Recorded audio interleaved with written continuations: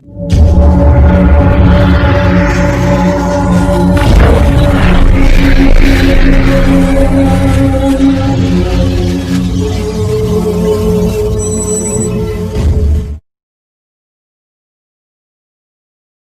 begini ya, jangan sampai kita merasa sebagai anak-anak Tuhan, justru nanti akhir kehidupan kita ditolak oleh Tuhan gitu loh. Itu loh, makanya beri ketegasan, jangan sampai dalam kehidupan ini kita sudah menganggap dan merasa sebagai anak-anak Tuhan ya, tapi nanti akhirnya justru ditolak sama Tuhan. Kita buka di Matius ya, Matius 7:21. Berikut 7:22. Lihat ini aku bacakan ya. Karena itu sinyal-sinyal seperti itu sudah digambarkan oleh Alkitab gitu loh. Begini, ini Matius yang 7:21. Bukan setiap orang yang berseru kepadaku Tuhan, Tuhan akan masuk ke dalam kerajaan sorga, melainkan dia yang melakukan kehendak Bapakku yang di sorga. Itu loh. Jadi apa? Kamu masuk surga itu bukannya sekedar mulutmu ngomong Tuhan, Tuhan, bukan. Tapi apakah dalam kehidupanmu itu kamu melakukan kehendak Bapa yang di sorga? Kamu lakukan tidak? Lah kalau Bapak melarang homo sementara kamu atau kita mengatakan bahwa homo itu anak-anak Tuhan, itu bertentangan tidak dengan kehendak Bapa? Itu yang pertama. Yang kedua, pada hari terakhir banyak orang akan berseru kepadaku, Tuhan, Tuhan, bukankah kami bernubuat demi namamu dan mengusir setan demi namamu dan mengadakan banyak mujizat demi namamu juga, tetapi akhirnya kalian ditolak.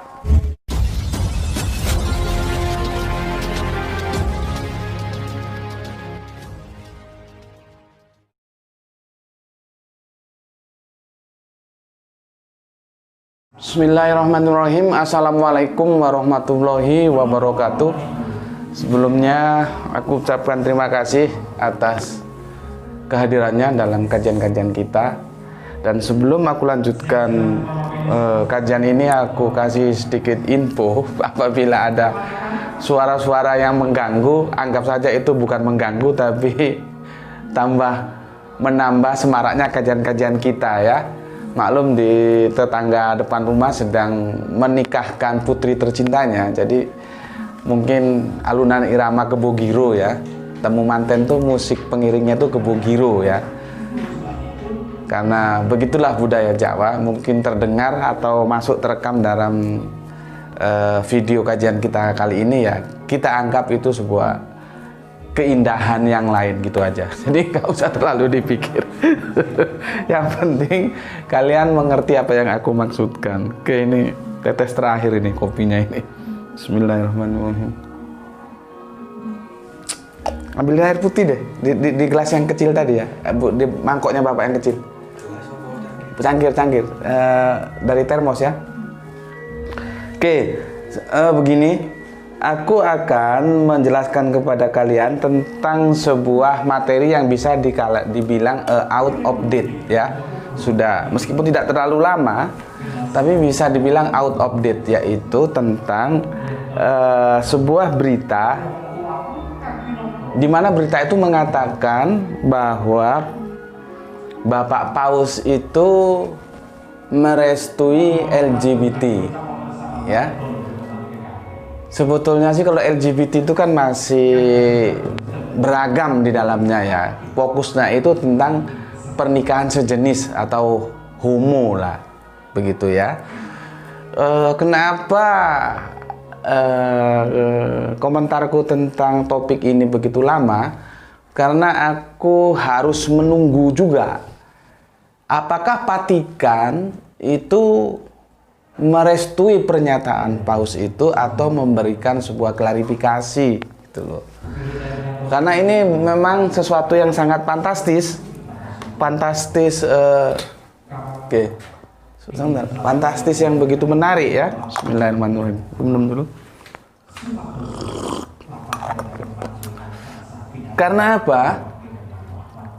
Homo ya itu ditentang oleh semua kitab, baik itu kitab perjanjian lama maupun kitab perjanjian baru, dan dilanjutkan oleh perjanjian terakhir, ketiga kitab-kitab samawi ini menentang adanya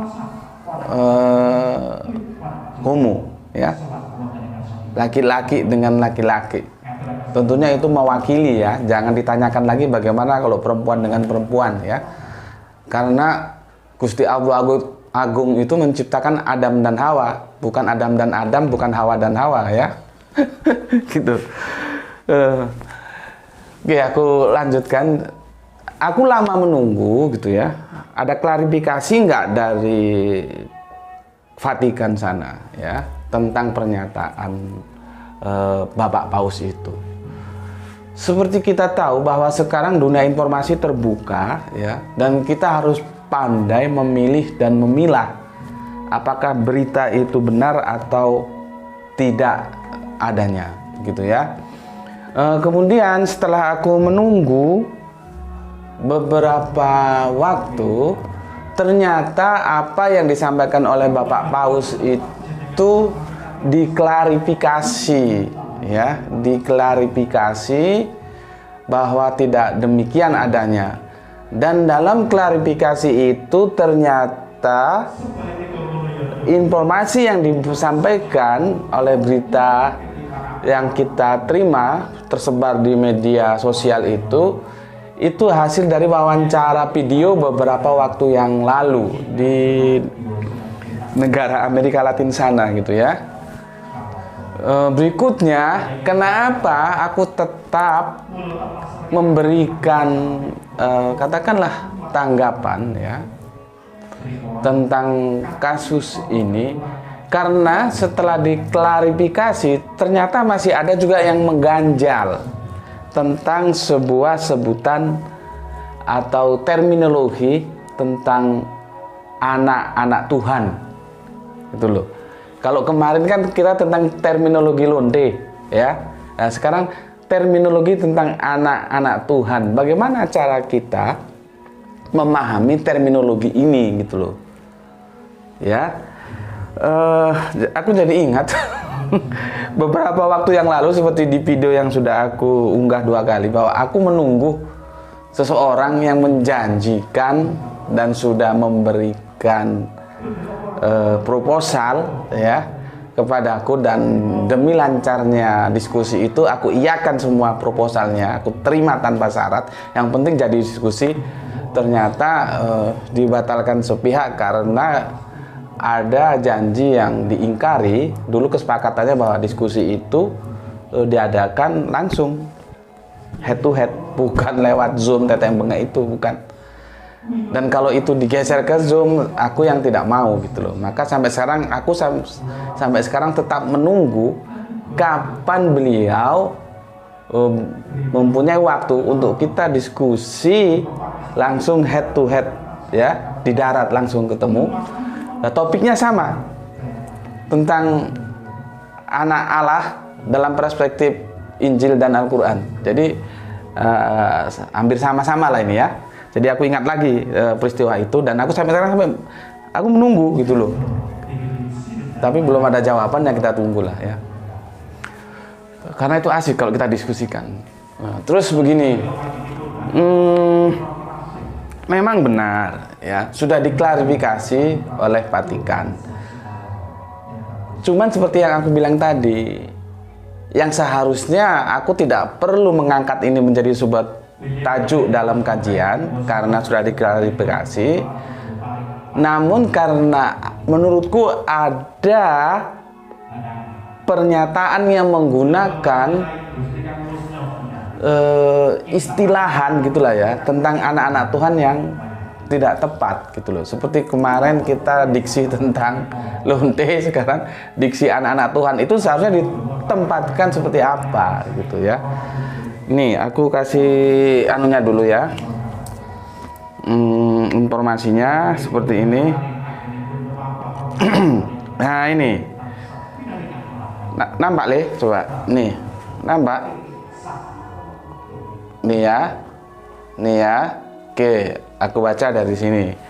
Vatikan mengklarifikasi pernyataan Paus Fransiskus soal LGBT ya. Seperti tadi aku jelaskan, ini tentang sebetulnya LGBT itu kan masih ada lesbiannya, masih ada gaynya, masih ada transendennya, masih ada B itu apa? Bisek? Aku nggak tahu, nggak paham. Sebetulnya yang mau fokus dinyatakan ini adalah pernikahan sejenis ya. Aku bacakan sekilas. Ini CNN ya, CNN. Jadi resmi ini. Jakarta, CNN, Indonesia. Gereja Katolik Roma Vatikan mengklarifikasi pernyataan Paus Fransiskus yang disebut mendukung aturan melegalkan ikatan pasangan sesama jenis karena tidak sesuai konteks. Begitu katanya, tidak sesuai konteks. Dalam surat yang disampaikan Sekretariat Kepausan Vatikan kepada perwakilan Gereja Katolik Roma di seluruh dunia pada 30 Oktober lalu, mereka menyatakan mengklarifikasi tentang pernyataan Paus Fransiskus. Ini yang penting kita stressingnya, ini yang penting kita perhatikan ya. Ini perhatikan. Sampai saat ini mereka menyatakan tidak ada perubahan soal doktrin gereja terkait pasangan sesama jenis. Ini karena kita bicara Vatikan, berarti ini kekristenan itu kan ada Katolik, ada Protestan. Ini yang Katolik, maka kita kasih judul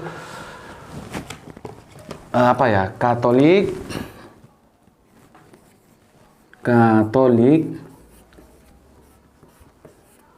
dan homo, gitu aja ya, supaya singkat. Katolik dan homo, nih judulnya. Katolik dan homo. Jadi jelas di sini sudah dijelaskan bahwa sampai saat ini mereka menyatakan tidak ada perubahan sosial doktrin gereja terkait pasangan sesama jenis. Tuh. Ya, sudah jelas dinyatakan. Banyak ini penjelasannya ya tentang yang lain, tapi tidak penting aku sampaikan. Begitu. Karena begini, kalau sampai ya Vatikan itu merestui adanya pernikahan sejenis ya atau homo tadi, itu tidak menutup kemungkinan akan menimbulkan Katolik perjuangan gitu loh. Seperti partai aja. Dia tetap Katolik tapi dia Katolik perjuangan, artinya apa? Memperjuangkan tetap mempertahankan nilai-nilai kebenaran Alkitabiah gitu loh. Meskipun tidak harus dari Protestan ya. Karena Protestan sudah ada. Sebut aja kelompok baru yaitu tetap Katolik tapi tidak setuju dengan apa yang disampaikan oleh Paus ya, maka disebut Katolik perjuangan gitu. Artinya mereka Katolik yang memperjuangkan, mempertahankan nilai-nilai Alkitabiah yang melarang adanya hubungan sejenis. Tapi ternyata sudah diklarifikasi tidak mungkin timbul adanya Katolik perjuangan, dan itu pun sebetulnya timbulnya Katolik perjuangan itu tinggal bagaimana keberanian para umat Katolik untuk memberikan kontrol kepada Paus gitu loh. Kalau aku bilang kemarin tuh jangan berikan cek kosong kepada siapapun, termasuk Paus juga jangan, orang dia manusia kok gitu ya. Jangan kasih cek kosong selama dia sesuai dengan alur pemikiran Alkitab ya oke saja, tetapi selama dia menyimpang ya nggak usah diikuti gitu ya. Tetapi ya aku baca berikutnya ya, di sini disampaikan begini yang ini ya, ini nanti kalau kamu buka ya CNN bukanya begini ya. CNN Internasional ketik Vatikan klarifikasi pernyataan Paus Fransiskus soal LGBT ya. Tadi sudah dibantah ya. Oke lah, sudah dibantah, berarti Vatikan tidak merestui ada perkawinan sejenis ya. Cuman di sini lihat di alinea keberapa ini ya.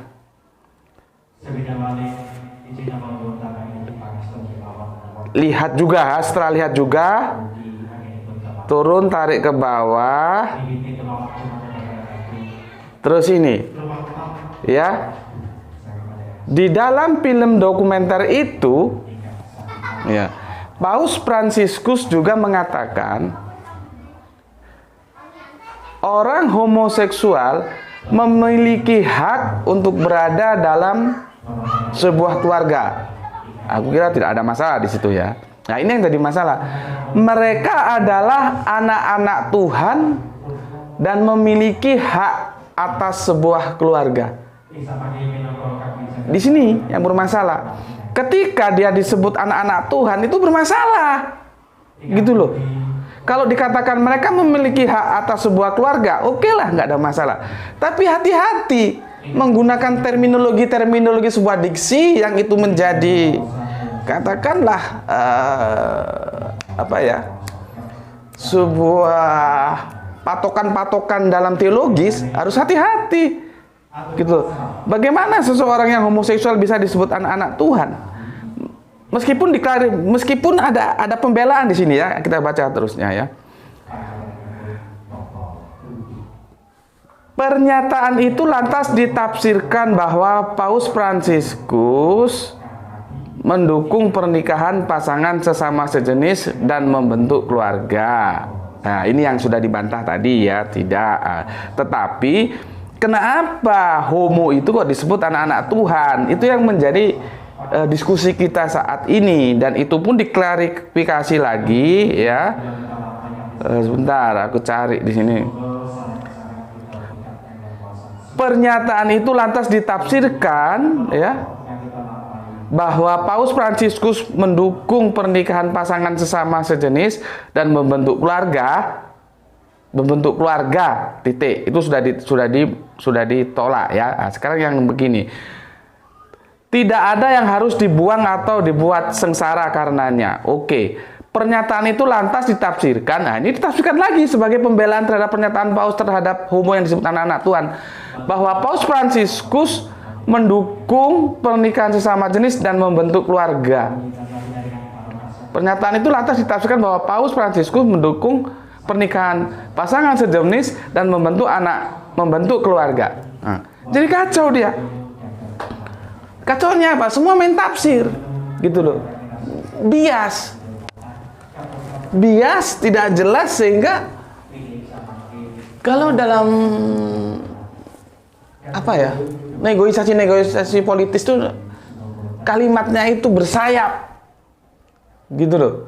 Seharusnya Vatikan mengatakan juga, mengklarifikasi juga atau melarang penyebutan anak-anak Tuhan sebagai homo. Itu enggak ada, Pak, gitu loh. Enggak ada. Jadi sebetulnya ini terjadi ambigu ini. Vatikan ini ambigu, gitu loh. Maaf, di sini bukan aku yang ingin masuk dalam perdebatan antara pendeta-pendeta dari Protestan dan romo-romo pastor dari Katolik tentang topik ini. Tidak. Aku berdiri sendiri di sini. Aku tidak memihak di antara satu pun, tidak. Itu urusan mereka. Urusanku di sini adalah bagaimana terminologi anak-anak Tuhan itu tidak bisa dipakai secara sembarangan. Gitu loh. Ya, tidak bisa dipakai secara sembarangan. Masa homo disebut anak-anak Tuhan, gimana sih? Kalau itu masih dipertahankan, tidak diklarifikasi bahwa itu sesuatu yang tidak boleh, ini ambigu namanya. Maka sekarang tergantung bagaimana saudara-saudara kita di Katolik mensikapi ini. Gitu loh. Menyimpang itu tidak harus lebar dulu, cukup 1 derajat dulu, ditarik lagi 2 derajat, tarik lagi 3 derajat, lama-lama lebar. Seperti ini menurutku penyimpangan sudah. Penyimpangan penggunaan terminologi anak-anak Allah. Gitu loh. Tidak semua orang bisa disebut anak-anak Allah. Nah, sekarang kita lihat apa penjelasan Bible tentang anak-anak Allah. Ya, supaya clear gitu loh. Apa yang disebut dengan anak-anak Allah gitu. Apakah semua orang itu bisa disebut anak-anak Allah? Kan itu juga menarik. Nah, ini aku ambil dari situs teman-teman Kristen ya, supaya lebih valid datanya. Judulnya Anak Tuhan Menurut Bible ya. Lihat ini.